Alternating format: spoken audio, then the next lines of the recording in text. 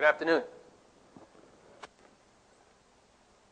As just pointed out, my name is Kelvin Rowlette. I am responsible for sales and business development and a lot of the customer relationships that we have in North America for July Systems.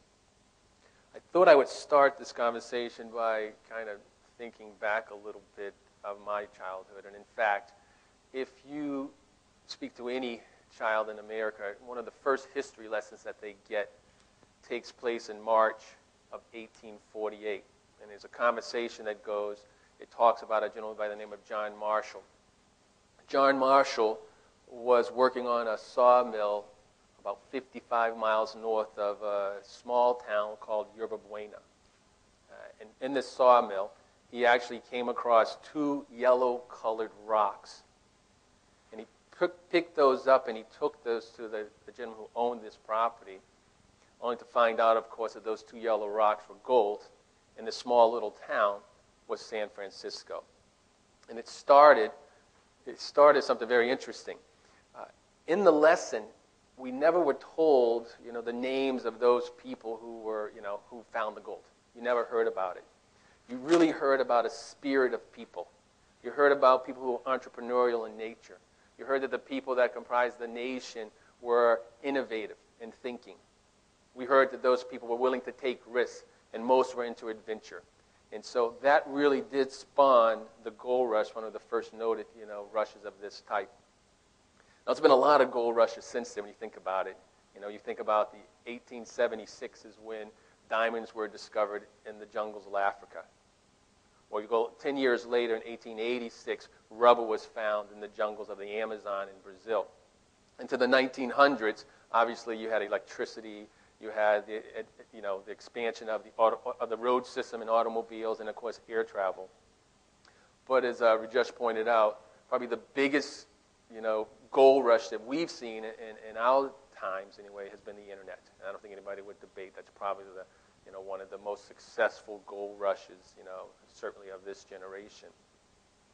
Well, if you had the opportunity to work in that space, to work with the dot-com companies, during the mid-1990s, you would have noticed a tremendous amount of excitement, certainly in the United States and the rest of the world. Lots of excitement, lots of innovation, a lot of hopes for what this might look like. And I'm here to tell you, in the United States, and I'm sure you're starting to see it here, the excitement is back, the energy levels are back, the investment is back. We are absolutely on another path to another gold rush, and that's in the mobile internet. So I did some research. I wanted to kind of find data points that I could talk about. And to be frank, you go back past 2004, it was difficult to do.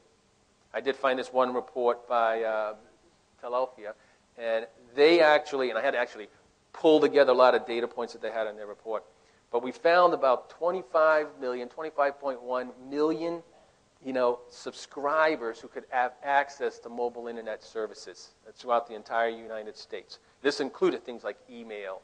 This included SMS. This included that kind of branch of brands that were starting to deploy services like the Disneys and the ESPNs in the form of MVNOs. But if you think a bit more about what you saw there, again, you had ringtones and games dominating the play at that point. Most people only used their service for that type of content. There was very few brands involved. Again, they had to go off and try to create their own companies. And then what you did find from brands was largely driven by the carriers. If the carrier put a little space, on the deck, that's what you would find. If they didn't put it there, you'd never find the content. So that's kind of where it was in 2005. So the question is, are we now in the next gold rush? And I argue that we are. There's some interesting numbers that come from ComSource and Park Associates. First, in 2008, now I'm not talking about the total reachable subscriber base, like I said, in 2005, but in 2008, on an average month in the United States, 40 million people came to the mobile internet trying to find content. Last year, 60 million people on a given month are viewing content. And what's forecasted is by the year 2013, 140 million, which I think is really a low number. I think it's going to be even higher than that in the U.S. market. And so what drove that? Obviously, as you would guess, it was the data plans. It was that availability where you didn't have to think, when I pulled my phone out, was I going to be charged? So as soon as that went away, and I had a flat rate bill, that gave me the ability to just start looking for anything that I wanted. The second piece of smart devices, and this is kind of an interesting scenario because my mom still has a dial-up network at her house. But she follows my social life on Facebook on a BlackBerry that my sister gave her for Christmas last year. So we're seeing that take place in the U.S. And then, of course, app stores. Obviously, iTunes has perfected this model. It's been very, very successful, but everyone's following suit as the Nokias and the BlackBerries and the Google Androids are all starting to make a big push into the app store space. The other thing we saw in this year is this shift from the on-deck carrier business to an off-deck play.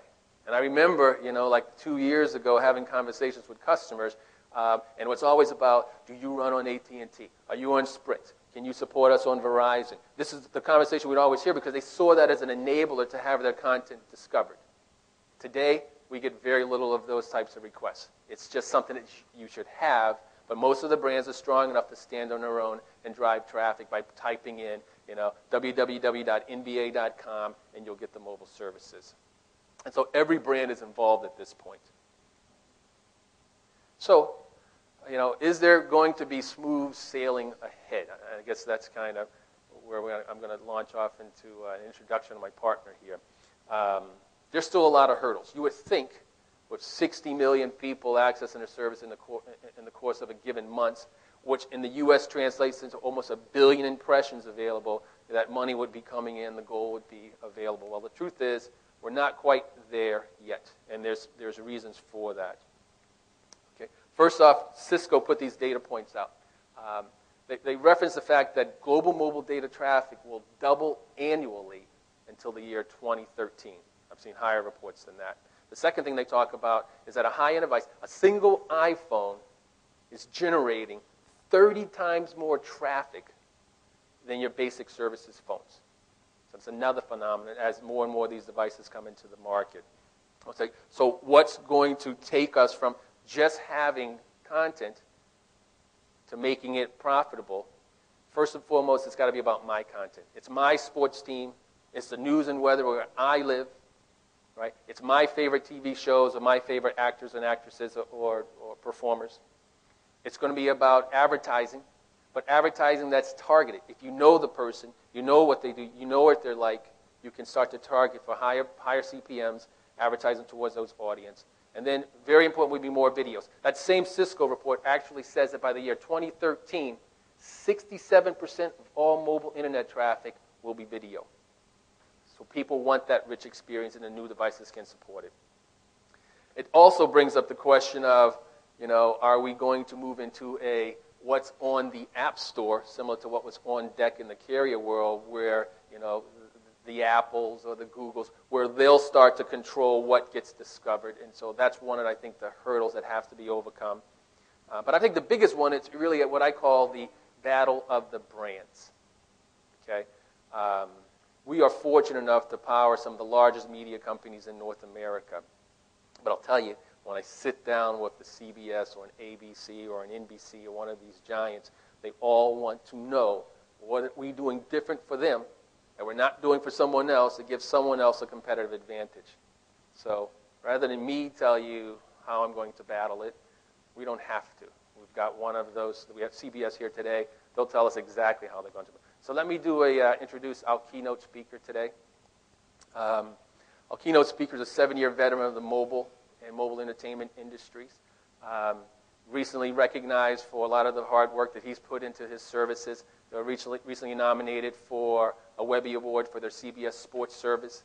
They were also recently recognized by Business Week for their CBS Sports application as one of the top 10 applications you must have. He is he practiced the martial arts, so I think he's very well prepared to take on this particular challenge. He's our keynote. He's a personal friend of mine. Please help me welcome Mr. Randy Ahn from CBS Sports Mobile.